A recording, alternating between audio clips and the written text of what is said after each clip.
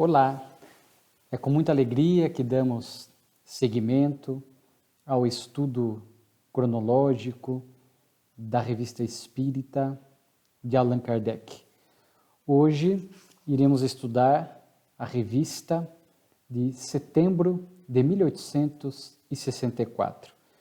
É uma revista que contém menos artigos do que o habitual, que normalmente são 10, 12, às vezes 14, até mais às vezes, mas hoje teremos 8 artigos, mas que trarão, como sempre, reflexões doutrinárias valiosas que nos colocam frente a frente com a alma do codificador, porque aqui vemos a sua pedagogia. Vamos ver, novamente a sua pedagogia, a sua amorosidade, a sua lucidez nos textos que escrevia na Revista Espírita, a seleção, a escolha das temáticas.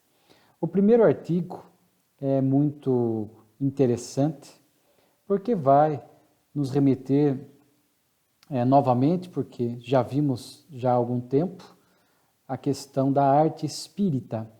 Mas aqui, Kardec vai escrever um artigo que ele chamou de Influência da Música sobre os criminosos, os loucos e os idiotas. Naquela época, usava-se mais comumente a expressão idiota, a idiotia. Hoje nós temos um estudo muito mais avançado a respeito da saúde mental, com nomenclaturas mais especializadas, com diagnósticos mais precisos, inclusive também tratamentos mais humanos e adequados para aqueles que eram oferecidos à época, para os chamados idiotas e também para os chamados loucos que apresentavam esse transtorno mental. E Kardec busca aqui um artigo da Le Siècle, que ele usava muito esse jornal, e ali havia um item chamado Revista Musical. E ele vai noticiar um fato muito interessante, trazendo este artigo, porque o artigo do jornal faz referência a um diretor de uma casa de detenção que começou a usar a música, fazia com que a música penetrasse nas celas dos condenados, porque era um diretor que entendia que a função da pena não era apenas punir, mas também corrigir. É interessante que fazendo um parênteses, vez que outra encontramos essas almas idealistas, missionárias, que procuram fazer o diferente, sair do comum, do convencional e procuram realizar o extraordinário, promovendo progressos, melhoria de comportamentos em determinadas áreas da vida humana. Aqui no caso, a questão dos criminosos. Então houve uma preocupação desse diretor de levar algo diferente, visando a reeducação, a recuperação dos presos. Hoje nós sabemos que a pena aplicada pela justiça penal, ela tem essa característica, É uma punição para servir de exemplo à sociedade, a fim de que não se repita o delito, mas também tem essa característica de reeducação. É claro que ainda passamos por necessidades de muitas melhorias no sistema prisional, mas comparado ao que acontecia há 1, 2, 3 séculos atrás, não podemos deixar de reconhecer muitos avanços. E este diretor realmente procurou fazer isso e observou os efeitos. Ele chegou, inclusive, a criar, no local onde ele trabalhava, uma escola de canto, separava alguns detentos que tinham boa conduta carcerária, e ali ele disse que tinha 1000 prisioneiros sob a sua responsabilidade, e 100 deles participavam dessa escola de canto, e isso serviu de motivação para eles. Era uma espécie de meio de ocupar o preso, de reeducá-lo, trazendo novas reflexões à sua vida. Tanto que é assim que o artigo faz menção aos resultados desta implantação, desse projeto, vamos dizer assim, no meio carcerário daquela época, pelo menos naquela localidade onde esse diretor fez a diferença, tanto que depois de 70 presos envolvidos no projeto, 16 deles conseguiram ganhar a graça. Né? A gente graça é uma espécie de um perdão. Né? A pessoa, depois de cumprir uma parte da sua pena, ela pode ganhar esse benefício, né? De ter o restante da sua pena extinta. Né? Então, era algo previsto, certamente, na legislação penal francesa da época. Então, percebia que muitos corações endurecidos de muitos criminosos acabavam se sensibilizando com a música que ecoava nas celas, com aqueles que diretamente participavam do projeto, né, com essa perspectiva de que eles diminuíssem a amargura, ódio, problemas que traziam na intimidade e para que pudessem pensar de uma outra forma. Mas vemos que o artigo não se limita apenas aos criminosos. Né? Vimos também os loucos, naquela época chamado de alienistas, né? Pessoas que estavam alienadas, né? Fora da normalidade, e os tratamentos convencionais da época ainda eram camisa de força, né? As chamadas duchas, né? E era o tratamento que se conhecia à época. Conforme falamos no início, hoje esta parte da saúde aumentou bastante, com tratamentos mais humanos, mais eficientes, inclusive na atualidade, evitando-se a todo custo a internação. Né? A internação, a colocação no local com a liberdade restrita, hoje para os casos de loucos, né? Pessoas com distúrbios mentais graves, é a última opção que se faz, a não ser quando a pessoa esteja num grau realmente de agressividade, colocando em risco a própria vida dos familiares, é que às vezes se adota temporariamente esta medida para que, medicado e devidamente orientado, possa retornar depois para um que nós chamamos de tratamento ambulatorial. Mas naquela época, o autor do artigo também viu a aplicação desse método, né, da música afetando os loucos da época. Ele narra até um episódio de que ele viu um louco sendo levado para esses tratamentos da ducha, da camisa de força, espumando de raiva, descontrolado, e de repente uma música ecoa no local. Era a voz de uma cantora, né? De uma moça que lá estava internada. Aqui fala assim, uma cantora era uma dama do mundo, a qual as infelicidades tinham feito perder a razão. E ela cantava, e a sua voz ecoava no recinto. E este paciente, que estava sendo levado para as duchas e para a camisa de força, enfurecido, ao escutar a música, acalma-se, fica mais tranquilo. Né? É claro que hoje já se sabe, e de há muito tempo, o poder da música, né? O poder da música de realmente levar as pessoas a essas reflexões. Né? Aqui, naturalmente, aqui não vamos entrar nessas variedades de música, mas vemos, né, a música clássica, essas músicas têm esta conotação, esse poder de acalmar, de silenciar, trazer um pouco de tranquilidade ao ambiente, ao indivíduo. Né? Mas vemos músicas de outra ordem, de outra categoria, às vezes acabam também cumprindo com o seu papel. Vemos muitos projetos sociais que levam estas músicas mais, assim, digamos, apropriada aos jovens de hoje, né? Rap e tantos outros, né? Fazendo com que eles se envolvam em projetos sociais de música, saindo muitas vezes daquele meio da droga e da criminalidade. Né? Então vemos a música aí atingindo também esses projetos na atualidade, chegando a muitos jovens, a algumas regiões da periferia. Então há muitos projetos que trabalham a música. Né? E então aqui o artigo diz que daí em vários hospícios puderam compreender o partido que se poderia tirar da música. Né? Então, em muitos locais até missas eram cantadas por loucos. Haviam raros incidentes, né, isolados, mas no mais tudo acontecia bem. né?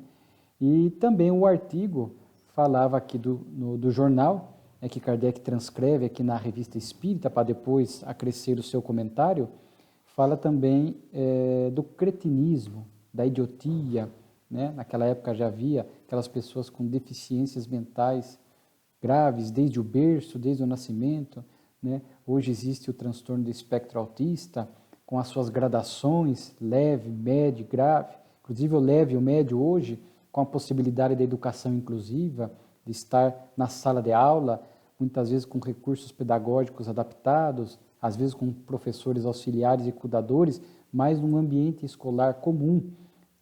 Claro que há um limite de aprendizado, mas ali já convivendo, né? Não mais isolado. E para os casos mais graves, existem as instituições apropriadas, né, como a APAE, que vão oferecer também, vão oferecer terapêuticas, aulas especializadas para esses, né?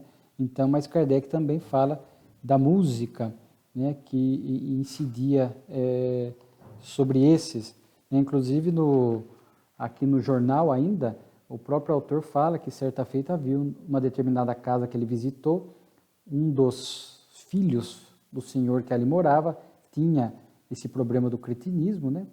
E ele fala ao pai das músicas para cantar e tal, né? E o pai começa então, eu sei algumas músicas e lhe direi. E aí o menino era muito violento, muito impulsivo. 2 anos após, com o pai cantando para o menino, ele pôde voltar lá e perceber que o menino havia se tornado mais dócil a partir da música, inclusive fazendo esforço para tentar, percebia-se que ele tentava acompanhar a música, né? Então, aí Kardec vai escrever o artigo muito interessante falando individualmente dessas 3 situações, né? A respeito do criminoso, aquele que está com a liberdade cerceada por haver cometido um mal contra a sociedade, né? E aí Kardec fala, né? Em todos os tempos tem se reconhecido a influência salutar da música pelo abrandamento dos costumes. Sua introdução entre os criminosos seria um progresso incontestável e só poderia ter resultados satisfatórios. E aí tem uma frase de Kardec que ele usa no artigo, que às vezes eu cito nas casas espíritas, né? Às vezes aquelas casas espíritas que promovem o seu coral, a música antes de um evento, antes de uma palestra, né? Eu sempre faço essa fala de Kardec, ele diz assim, é preciso falar a alma depois de haver amolecido o coração, né? O que lhes falta é a fé em Deus, em sua alma e no futuro, não uma fé vaga, mas uma fé inabalável que a doutrina espírita propicia. Então aqui Kardec está unindo naturalmente doutrina espírita e música. Então, veja um olhar diferente do criminoso. Nós temos várias lições, por exemplo, o Evangelho segundo o Espiritismo, caridade com os criminosos. Então, o olhar do espírita em relação ao criminoso, ele sabe que é um irmão de evolução, um espírito que ali está, imortal, que traz essas tendências ainda à criminalidade. Kardec fala que é a imperfeição do espírito, não é uma influência absoluta do meio. O meio influencia relativamente, mas se o espírito não traz estas más inclinações, estas tendências ao envolvimento com coisas ilícitas, ele poderá estar num meio inadequado, meio familiar, meio social, e ele não irá se render a estas condutas criminosas. Temos vários exemplos de pessoas que estão em meios inadequados e em nenhum momento se envolve com a criminalidade presente naquela localidade, seja no meio familiar, seja no meio social, né? Então, não há uma causa física, genética, um gene da criminalidade. É o espírito que já viveu antes, diversas vidas, e traz ainda tendências para esse tipo de comportamento. Então, ele enfrenta uma situação no meio, um convite que ele chega para participar de uma empreitada criminosa, né? Muitas vezes não sabe suportar a carência, né? A pobreza, e acaba buscando outros meios, né? E a criminalidade. E não é só na pobreza, também vemos pessoas chamados crimes do colarinho branco, né, que muitas vezes querem ganhar mais e mais em detrimento daqueles que menos têm, desviam dinheiros de escola, de creches, de hospitais, para nutrir a ganância, o enriquecimento ilícito. Então, são espíritos que trazem ainda estas tendências, não adquiriram valores nobres ao longo das reencarnações anteriores que lhes pudessem agora evitar este envolvimento criminoso.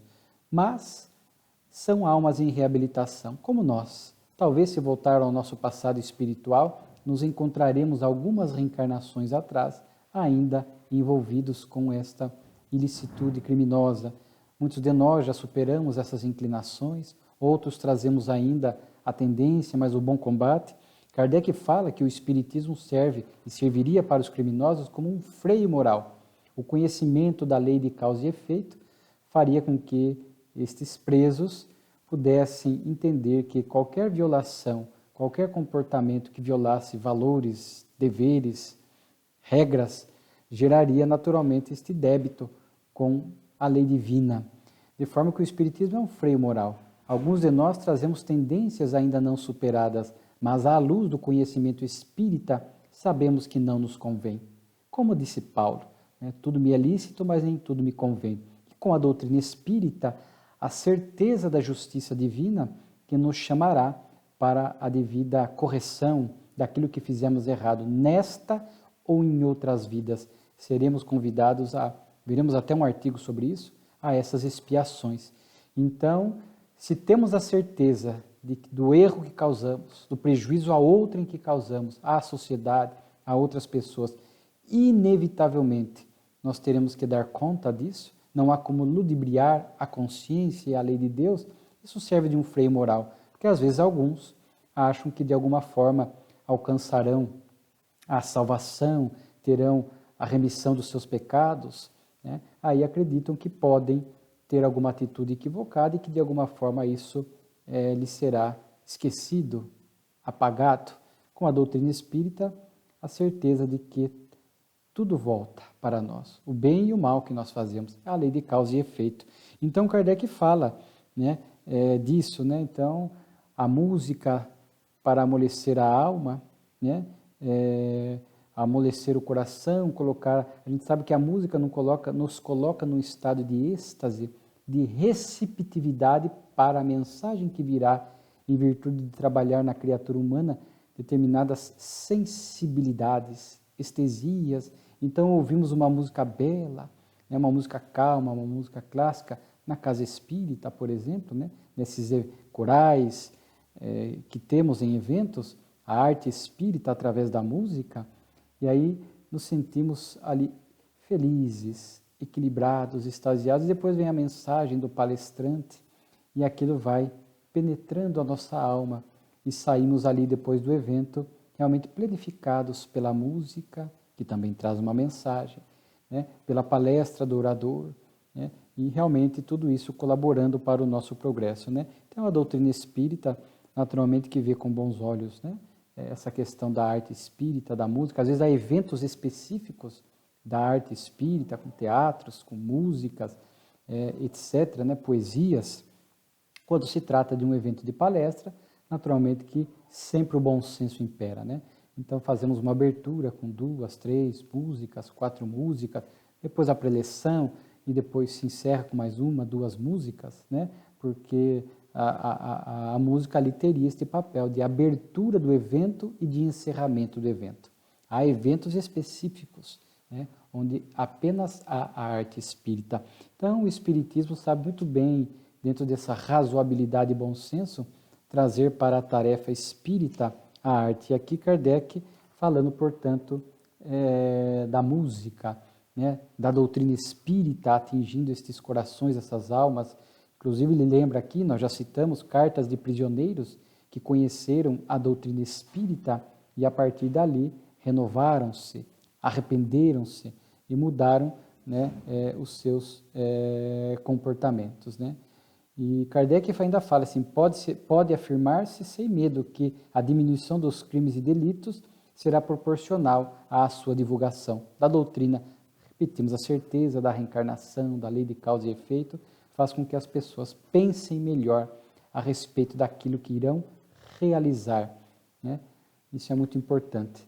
E em relação às doenças mentais, né, o Espiritismo, aqui Kardec fala que traz orienta a respeito da dualidade do ser humano. Não somos apenas a matéria, somos, enquanto encarnados, o corpo físico, mas o espírito que ali está vinculado à matéria, né? Então, Kardec deixa aqui entrever essa constatação dos efeitos da música em relação aos loucos, né?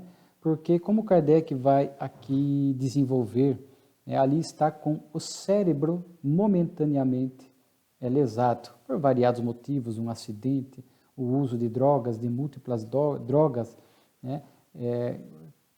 Conflitos graves ao longo do tempo, sem o devido tratamento e o esforço do indivíduo, podendo produzir essas alienações mentais. Mas é o corpo físico que está ali limitado, né? O ser espiritual que está ali, né, tem a sua bagagem do passado e despertará depois no mundo espiritual, e tudo aquilo que foi ministrado a ele é importante, inclusive a música, né, que vai sensibilizando este espírito, que às vezes nós olhamos uma pessoa alienada, uma pessoa louca, às vezes a música, ou vimos às vezes espíritas que visitam casas, né, dessa natureza, com tratamentos de pessoas com desordens psiquiátricas, e às vezes a pessoa parece deslocada, sem prestar atenção, mas do ponto de vista material pode parecer inútil, mas dentro dessa perspectiva espiritual, essa palavra, a prece, a música, certamente tem um efeito sobre o espírito que está ali ligado àquele corpo, né? Assim como a questão da idiotia, né, dos cretinos, hoje dessas pessoas que muitas vezes nascem com essas limitações mentais, hoje o transtorno de espectro autista, muito bem estudado, diagnosticado, conforme nós falamos, às vezes a música ali para eles, né, pode parecer algo inútil, mas não é, porque há Kardec fala aqui dessa dualidade, ao ser ali o corpo físico, a parte material e o ser espiritual, né, que vai sobreviver à morte do corpo físico. Então, muitas vezes, mesmo pessoas com o autismo, com a idiotia, em graus avançados, aparentemente não recepcionando, não recebendo, aparentemente achamos que não surte nenhum efeito o nosso diálogo, o gesto de afetividade, o abraço, a ternura, a música. Alguns reagem, né, à música, como aquele caso do jornal, onde o pai começou a cantar para o filho, e o filho, embora não conseguisse falar, fazia um esforço para tentar acompanhar a música. Não conseguia, mas depois percebeu-se 2 anos após, ele é muito mais dócil. Então, muitos, não diremos todos, que cada grau de idiotia, cada grau do espectro autista tem as suas especificidades, mas conhecemos casos de que a música representa realmente um tratamento muito diferenciado.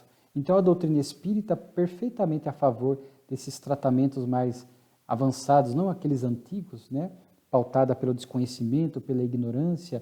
Hoje, um tratamento mais humano, mais amoroso, de mais respeito, né, onde o acolhimento do louco, né, ou do autista, daquele que tem idiotia, hoje há muitos protocolos legais, né, onde já não se permite mais qualquer tipo de tratamento desumano, agressivo, né, como outrora havia, mas pela ignorância da criatura humana. Então, é importante essa visão espírita que Kardec traz, né, enxergarmos tanto no criminoso, né, como no louco, assim como nos alienados mentais, assim como naqueles que têm o autismo ou a idiotia, cada qual com as suas especificidades, mas a doutrina espírita nos convidando a enxergar ali o ser espiritual, o corpo material, destrutível, né, temporário, e tudo aquilo que é ministrado em favor deles, nas suas recuperações, no acolhimento, na afetividade, de forma que a doutrina espírita vê, portanto, com bons olhos a música, quando muito bem inserida e como um poderoso auxiliar na recuperação, no tratamento e no acolhimento dessas pessoas. Por isso a doutrina espírita sempre será para nós um convite a esse olhar mais amoroso, né? E vemos no meio espírita pessoas muito vocacionadas para a área da música e com o conhecimento espírita que levam a música para as penitenciárias, levam a música para esses projetos sociais, levam a música para essas pessoas com os transtornos mentais, levam a música, né, muitas vezes nos hospitais, levam a música para esses que têm a deficiência física desde o nascedouro, porque tem este olhar muito mais caridoso da vida e procuram ser úteis, né? Procuram aliviar a dor que está à sua volta. Então, é essa visão da vida que a doutrina espírita nos propicia, e isto, sem dúvida alguma, é uma bênção para nós. Não mais olhar a pessoa com o autismo, com a idiotia, um ser à parte, desprezível, que não merece nenhum cuidado, haja vista que não tem nenhum aprendizado, não tem nada. Não. O louco, o criminoso, pena de morte, bandido bom é bandido morto, não. O Espiritismo é sempre a favor da vida, a favor do bem, a favor desses acolhimentos, do tratamento humano, amoroso, respeitoso, porque sabe que o ser espiritual que está ali está assimilando, recepcionando tudo isso. Nenhum investimento de amor, em qualquer circunstância da vida, é perdido. Então, um artigo bem interessante, né? A leitura dele na íntegra, a gente sempre recomenda a leitura da revista na íntegra, né? Para que aqui trazemos uma síntese. Depois Kardec traz aqui o novo bispo de Barcelona. Vocês lembram do Auto de Fé de Barcelona, em outubro de 1861, quando lá em Barcelona, na Espanha, foram queimados em torno de 300 livros espíritas pelo bispo de Barcelona da época, Dom Palau. Inclusive Kardec vai citar aqui, depois, quando voltou ao mundo espiritual, percebendo que o espiritismo nada mais era do que as leis divinas que nós desconhecíamos. Ele vem dar uma comunicação, demonstrando-se arrependido e agora consciente de que o espiritismo era o cristianismo redivivo.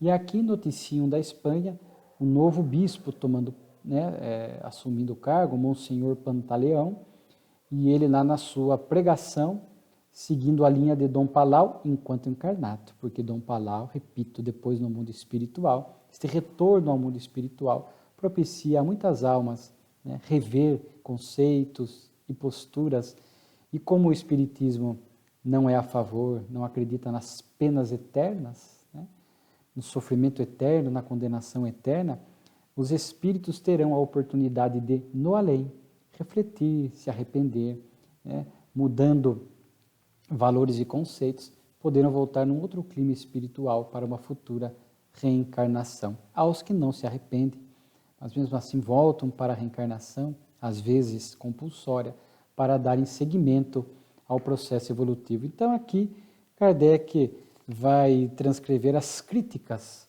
que o novo bispo de Barcelona fez contra o espiritismo, e Kardec, dentro da sua amorosidade, do seu respeito, vai contestando item por item, porque as pessoas distorciam o espiritismo. Ele fala aqui que o espiritismo ressuscitava as antigas práticas da necromancia pela evocação dos espíritos infelizes.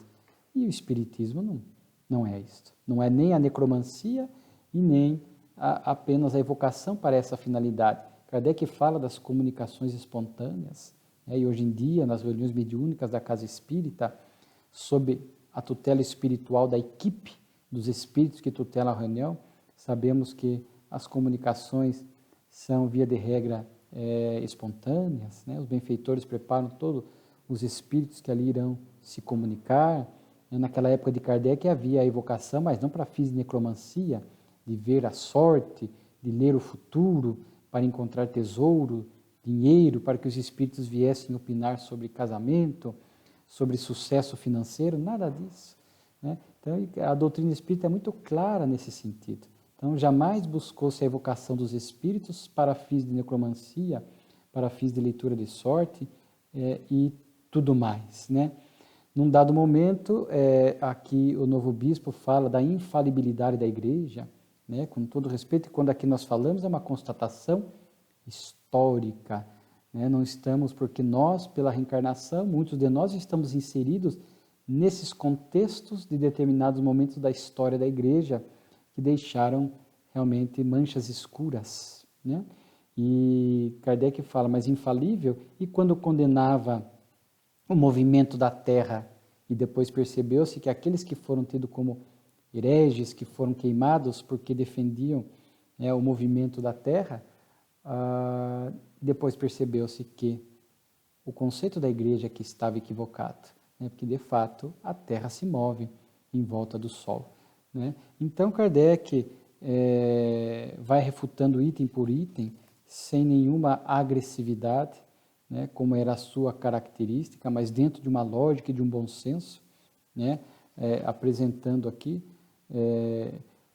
num dado momento fala que o Espiritismo, ao que parece importado de países idólatras para o povo do Novo Mundo, e o Kardec vai falar que não, que o Espiritismo, muito pelo contrário, vem destruir qualquer coisa de idolatria, do fantástico, do maravilhoso e do sobrenatural, né, e fazendo entender que esses fenômenos que aconteciam perfeitamente naturais, porque ocorriam através de leis que nós desconhecíamos, né? Então o texto aqui, Kardec vai citando um trecho do texto do Monsenhor, ou da fala do Monsenhor, e ao mesmo tempo ele vai aqui, ponto a ponto, refutando, mostrando que o Espiritismo não é nada daquilo que o novo bispo de Barcelona estava apresentando aos seus fiéis, né? Então é um texto muito interessante, né? Aqui num dado momento fala que o Espiritismo usurpa um poder que pertence a Deus, por conta desse intercâmbio com os espíritos, de receber essas comunicações espirituais, né? E muitas vezes entender esses fenômenos que acontecem. E aí Kardec diz assim, então renegais as predições de Jesus, desde que não reconheceis no que acontece a realização do que ele anunciou? O que significam estas palavras de Jesus? Eu espalharei o Espírito sobre toda a carne. Vossas mulheres e vossas filhas profetizarão. Vossos filhos terão visões e os velhos terão sonhos. Então, é Jesus falando da mediunidade, né, que se espalharia sobre a terra. Então, não se trata de usurpar de um poder de Deus, né? Deus concede a mediunidade, né, a fim de que possa haver este intercâmbio, para que nós que estamos aqui na matéria não fiquemos totalmente sem esta ajuda, porque pela ponte da mediunidade os Espíritos nos trazem alertas e lições abençoadas para que possamos entender o verdadeiro sentido da vida na Terra, né? Então é um texto muito bonito de Kardec, né? No final da fala do bispo, ele proíbe, né, a leitura dos livros espíritas aos nossos diocesanos e que entreguem a seus curas os respectivos exemplares que lhe caírem em suas mãos. Kardec já havia falado do index proibitório, né, que os livros dele haviam sido proibidos, mas que Kardec fala que sempre era o melhor marketing, né, que os espíritos também avisavam, porque quanto mais se proibia, mais se aguçava a curiosidade das pessoas, né, de entender e conhecer a doutrina espírita, né? E Kardec finaliza o seu texto dizendo que em nenhum momento o espiritismo veio destruir o cristianismo, mas desligá-lo das falsas interpretações e dos abusos que nele introduziram os homens, né? E sabemos hoje que o espiritismo é esse cristianismo redivivo, que veio relembrar as lições de Jesus, agora consentâneas com essas leis divinas que nós não entendíamos, e de forma que, mesmo na época de São Francisco, quando ele veio ali por volta do século XII, se não me falha a memória, e ele recebe o convite, né, ouve a voz do Cristo na igrejinha de São Damião, fala, reconstrói a minha igreja. E hoje, à luz da doutrina espírita, não era a reconstrução material da igreja, mas a reconstrução de valores, pelo luxo, pelos adornos, pelo distanciamento dos pobres e dos excluídos. E a vida de São Francisco foi uma forma de chamar a atenção da humanidade para que nós pudéssemos nos reconectar às lições de Jesus, viver com mais simplicidade, com mais amorosidade, seguindo as orientações morais do Cristo, mas em que pese este canto, né, de São Francisco, no século XII, a humanidade novamente cai, né, de uma maneira geral, nessa obscuridade, procurando não viver as lições do Mestre, e vem a doutrina espírita como este canto do Cristo, é simbolicamente a volta do Cristo. Né? Portanto, é o cristianismo redivivo, a terceira revelação, trazendo instrução e consolo para a humanidade. E por conta da fala do bispo de Barcelona, da Espanha, como se tivesse autoridade, inclusive para proibir os fenômenos, proibir os espíritos de entrarem em terreno espanhol para produzir as comunicações, né? Kardec, propositadamente, no item Instruções dos Espíritos, traz duas comunicações da Espanha. Né? Ele faz isso, inclusive ele diz assim: eis dois espíritos que violaram a ordem e transpuseram os Pirineus sem permissão, sem levar em conta a ordenação do Monsenhor Pantaleão. Né? Então ele cita aqui uma comunicação do espírito Júlio, que é o mesmo espírito que estava naquele caso da obsessão da jovem de Marmande, né, que nós, inclusive, já estudamos aqui na Revista Espírita, né, de fevereiro, março e junho de 64, um daqueles casos de obsessão que geraram para nós um valioso estudo, um material farto doutrinário em torno do estudo da obsessão, né? Então, ele vem, se comunica lá em obsessão, lá em Barcelona, pedindo ajuda, que orais por mim, né? E dizei aos meus antigos companheiros: parai, não façais mais o mal, porque Deus perdoa aos pecadores arrependidos, né? Então, é interessante esta fala do ex-obsessor Júlio, da jovem de Marmande, inclusive pedindo pelos companheiros, porque é muito comum essas obsessões unirem no mundo espiritual esses comparsas, né, esses espíritos afins, com o mesmo propósito de perseguir e causar sofrimento. E às vezes, quando um é trazido, muitas vezes, por exemplo, para a reunião mediúnica da casa espírita, é atendido, acolhido amorosamente, doutrinado, orientado pelo dialogador, e modifica-se, e é muito comum ele pedir por aqueles comparsas que ainda continuam no caminho equivocado, porque agora eles passaram a olhar com mais clareza, com mais lucidez, com a luz da doutrina espírita, que, repetimos, traz de volta o Evangelho de Jesus na sua pureza moral, pedindo para que olhassem também pelos seus antigos comparsas, que ainda continuavam no erro. Aí vem a mensagem da pequena Carita, que foi aquele espírito que intercedeu positivamente, um espírito muito evoluído, acima dos padrões normais, para que a obsessão cessasse. Ela também traz uma comunicação falando da obsessão. Ainda vivemos esta pandemia obsessiva na Terra, com essas características desse momento de transição planetária, né? Então temos que ter muito cuidado com os nossos ideais, com os nossos valores, né? Com aquilo que nós entendemos da vida, com aquilo que nós buscamos, porque há espíritos realmente tentando causar desordem, inimigos do Cristo, do bem, nesse momento de transição, assim como aos bons que estão aguardando esta sintonia, este olhar que nós deveremos ter da vida no sentido positivo, nobre, de ser útil, de promover o bem. Sintonizamos com esses benfeitores da humanidade que trabalham, por sua vez, pela melhoria do planeta, né? Trabalham pela implantação e pela vivência dos ensinos do Cristo, que seguem para nós sempre seguros, porque Jesus é o caminho, a verdade e a vida, sem dúvida, né? E depois traz mais uma comunicação que aconteceu lá em Múrcia, na Espanha, que é interessante, é uma descrição dos mundos, de um mundo superior.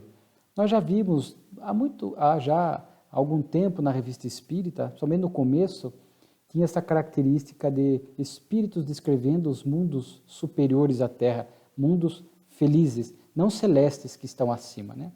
Este é um tema interessante porque nos remete a um dos pontos fundamentais do Espiritismo, né? A pluralidade dos mundos habitados. Então nós enxergamos o universo como sendo este grande educandário, cada planeta sala de aula, né? E o espírito inserido nesse processo de evolução, quando evolui tudo que um planeta tem a oferecer, a sala de aula, ele migra, né, a transmigração das almas para mundos mais evoluídos, onde ele vai seguindo com o seu processo de evolução, como o aluno que passa pelo ensino, pela creche, pelo ensino básico, fundamental, né, depois o ensino médio, as graduações, etc., né? Então, é assim que nós entendemos pedagogicamente a lei do progresso. E aqui, quando descreve o mundo superior, é para que a gente possa, desde já, ir construindo estas virtudes em nós, para irmos nos capacitando para estarmos futuramente nesses mundos felizes, seguindo com a nossa evolução, e também para ir ajudando na progressão dos mundos da Terra, em particular, onde nós estamos, é o educandário, é a escola que nós estamos matriculados no nosso atual momento de evolução.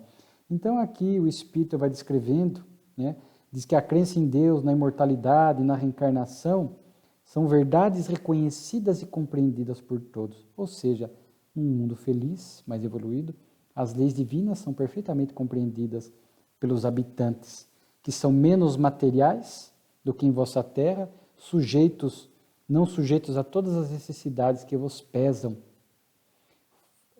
Lá não há barreiras separando povos, nem guerras. Todos vivem em paz, praticando entre si a caridade e a verdadeira fraternidade. As leis humanas são inúteis, porque cada um leva consigo na consciência, que é o seu tribunal. Ali o mal é raro, e ainda esse mal seria quase um bem para vós.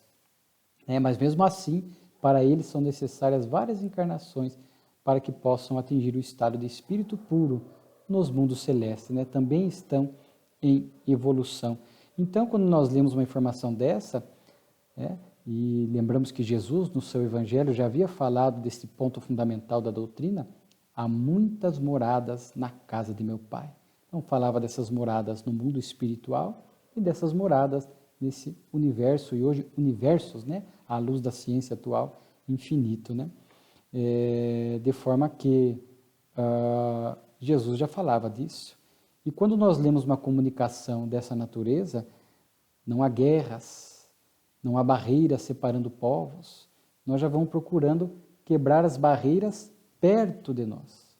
Que às vezes criamos barreiras no lar, barreiras no trabalho, pessoas diferentes de nós, essa diversidade cultural, de ideias e de conceitos, e nós, com a visão espírita, vamos procurando nos movimentar sem estas guerras íntimas que geram as guerras externas, as guerras nos lares, as guerras no trânsito, que depois acabam ganhando a proporção das guerras entre as nações.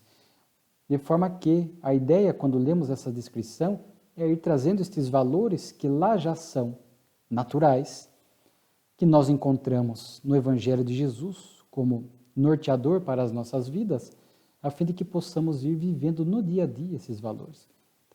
Caridade, fraternidade, a pacificação, vamos nos esforçando por uma linguagem menos violenta, condutas menos agressivas, quebrando barreiras, convivendo, procurando conviver bem com todos. Se o outro não quer conviver conosco, nós respeitamos, mas nós fazemos o melhor para poder criar um ambiente de convivência no lar, no trabalho, no templo religioso, etc.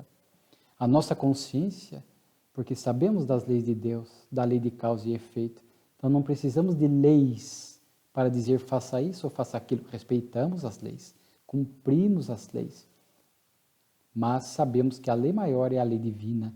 Podemos enganar a lei de Deus, a lei humana, mas não a lei de Deus.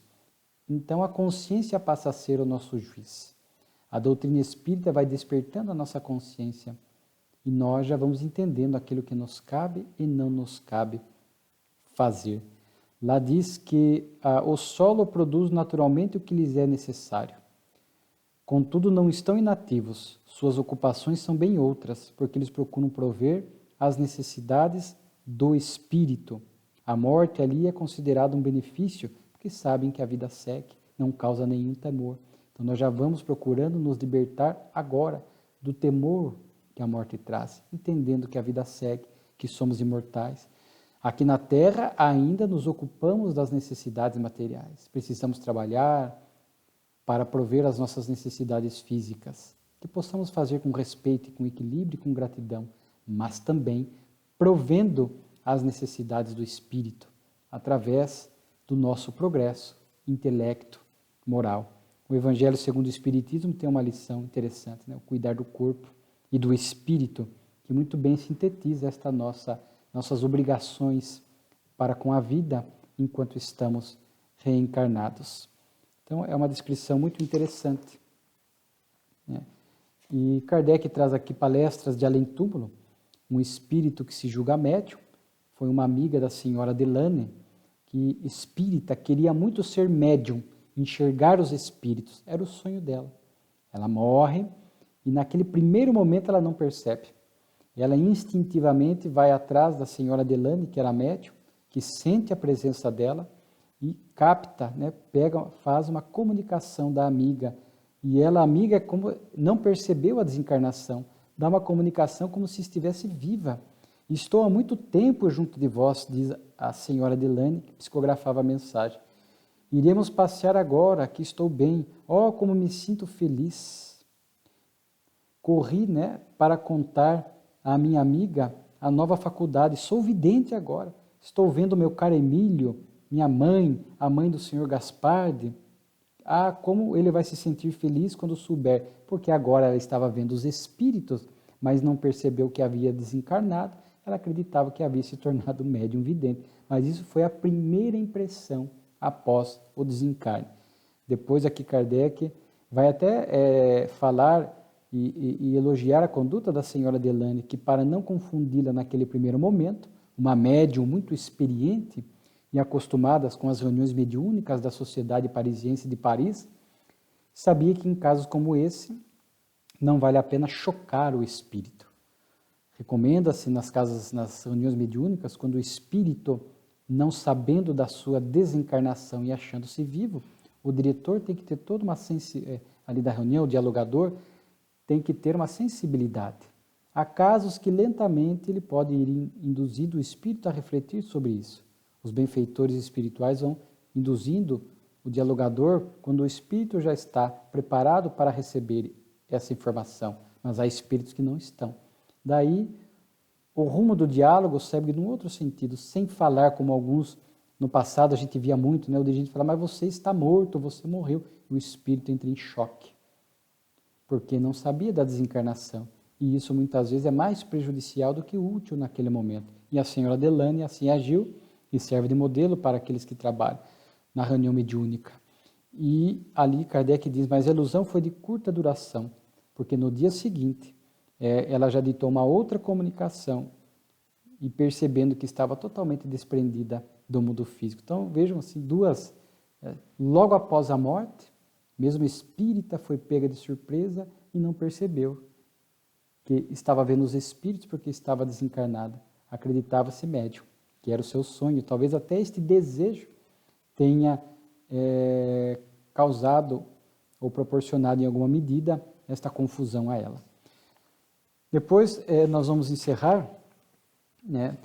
Tem aqui, eu estou pulando um assunto que eu vou voltar, existe o artigo Variedades, novamente uns tentando a mentira atacar a doutrina, um suicídio falsamente atribuído ao espiritismo, de um jovem que suicidou-se, e falou-se que era por ele haver começado a estudar a doutrina espírita.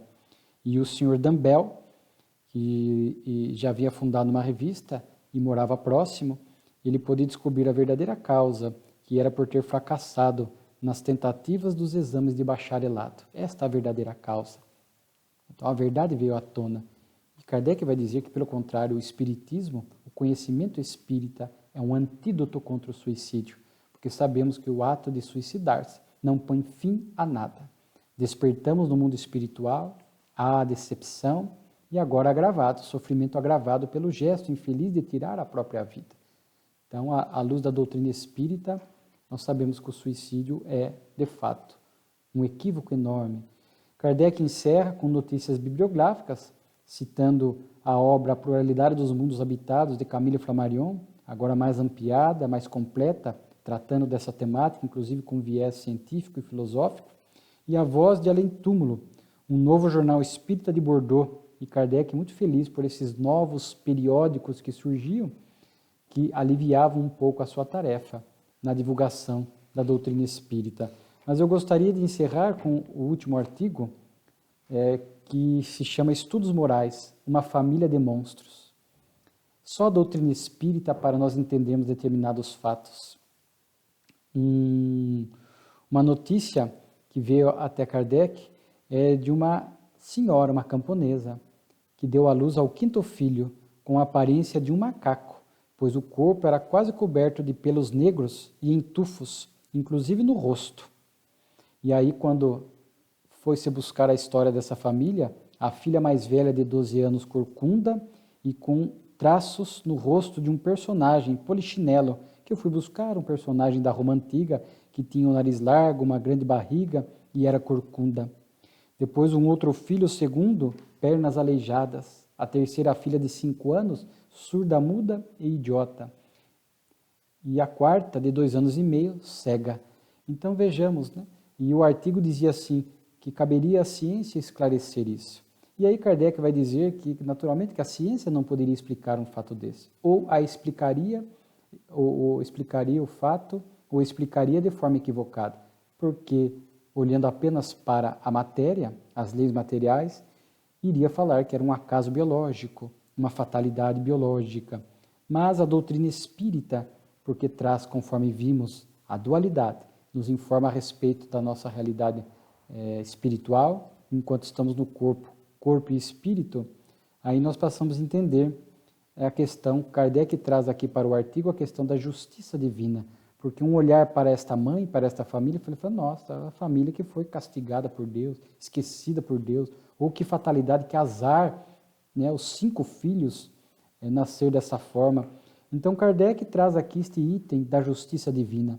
Muitas pessoas buscam a doutrina espírita justamente para entender estas causas do sofrimento. E o Espiritismo nos fala de expiação, de prova e de missão, conforme já estudamos em outros artigos. E é claro que, no caso em particular, estamos diante de uma expiação, né? São débitos coletivos. É interessante, aqui nós vamos até, Kardec fala, né? Aqui na Revista Espírita, fatalidades que parecem perseguir certas famílias, sem causas atuais conhecidas. Mas o Espiritismo vem nos dizer que essas almas, deserdadas desde o nascimento nesse mundo, já viveram e expiam em corpos disformes suas faltas passadas. A justiça divina, à luz da doutrina espírita, não é castigo, é reeducação, para que o próprio espírito possa perceber o equívoco do passado através da expiação atual e possa entender que não vale a pena ferir o equilíbrio das leis. Então, Kardec fala, não há uma única infração das leis de Deus que cedo ou tarde não tenha suas consequências na Terra. E ele diz que a história da mãe com os 5 filhos foi lida na Sociedade de Paris e os espíritos revelaram a causa. Na literatura espírita nós vamos encontrar muito isso. Um fato atual, parecido com esse, sofrimentos variados e os espíritos narrando as vidas passadas, e aí nós passamos a entender a justiça de Deus. O próprio Cristo havia já nos falado a respeito da lei de causa e efeito, quando no Evangelho diz que a cada um seria dado segundo as suas ações, as suas obras. Ali está a lei de causa e efeito. E os espíritos revelam a Kardec que a mãe passava por uma expiação por conta do seu orgulho. Na vida passada, ela desprezou os fracos e os enfermos. Foi dura para com os seres infelizes, bem como envaideceu-se da beleza física dos seus filhos, à custa de mães menos favorecidas. Mostrava os filhos com orgulho, porque olhava mais a beleza do corpo tinha mais valor do que a da alma. Então vejamos que era uma mãe que trazia este orgulho em vida passada, envaidecia-se da beleza dos filhos, usava isso para humilhar as outras mães menos favorecidas nesse aspecto, e inclusive esse comportamento dela no passado fez com que os seus filhos se desviassem e falhassem moralmente na reencarnação anterior. Então agora ela vem para uma expiação, trazendo 5 filhos com essas problemáticas que nós variamos, como sendo uma expiação, como forma de lição para o seu orgulho. Mas é claro que esses filhos individualmente traziam seus débitos também. Eles não viriam assim apenas pela expiação da mãe. A lei de Deus às vezes reúne espíritos com situações semelhantes, a fim de que cada qual em sua expiação acaba tendo um aprendizado na vida do outro. Então aqui certamente eram espíritos que traziam as suas expiações individuais. Alguns talvez ali pudesse ser até prova, não podemos descartar, o espírito consciente em passar por determinada limitação física para que aquilo sirva de avaliação da sua atual situação espiritual, para fortalecer neles valores de paciência, de resiliência, de aceitação, do bem sofrer, uma prova, não é um fato passado a gerar a expiação. O espírito consciente em passar por situações limitantes que irá desenvolver nele valores morais que ele ainda necessita ampliar, fortalecer. Nós não podemos descartar, os benfeitores não falam, mas na literatura espírita nós encontramos esses débitos coletivos na família. Poderíamos, por exemplo, cogitar a possibilidade de que esses mesmos filhos disformes, agora, podem ter sido os mesmos filhos de outrora. E agora se perderam também pela beleza, erraram moralmente, como diz a comunicação, e agora coletivamente se reúnem novamente, sob o mesmo teto, sob o mesmo lar, para coletivamente expiarem. O Espiritismo nos ensina acerca dos débitos individuais e dos débitos coletivos. Aqui estamos conjecturando a possibilidade disso acontecer. Há determinadas famílias, como diz ali Kardec, marcadas por tragédias, famílias tidas como amaldiçoadas, porque seus membros muitas vezes vão apresentando a mesma tipo de doenças graves, desencarnam muitas vezes de forma violenta vários membros da família. Sabemos que são almas com débitos afins e que muitas vezes coletivamente erraram no passado e agora em grupo voltam, se agrupam, trazendo a mesma natureza de débito. E ali naquela família, aí acontece uma sucessão de dificuldades e sofrimentos a gerar naqueles que não conhecem a justiça divina à luz da doutrina espírita, esse pensamento equivocado de que é uma família amaldiçoada. Então, quando isso acontece, estamos diante de espíritos que se agruparam ou trazendo seus débitos individuais afins, ou porque coletivamente, juntos, erraram no passado. É comum nós vermos isso. Pessoas que se agrupam para praticar crimes, pessoas que se agrupam e acabam causando prejuízos a determinadas pessoas, à sociedade, enfim, e agora em grupo voltam também para expiarem. Na obra Ação e Reação de Chico Xavier, capítulo 18, Resgates Coletivos, fica aqui uma sugestão de leitura para entendermos.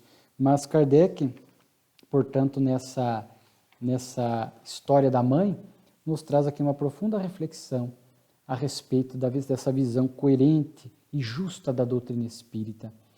Há no Livro dos Espíritos a questão: em que está alicerçado o dogma da reencarnação?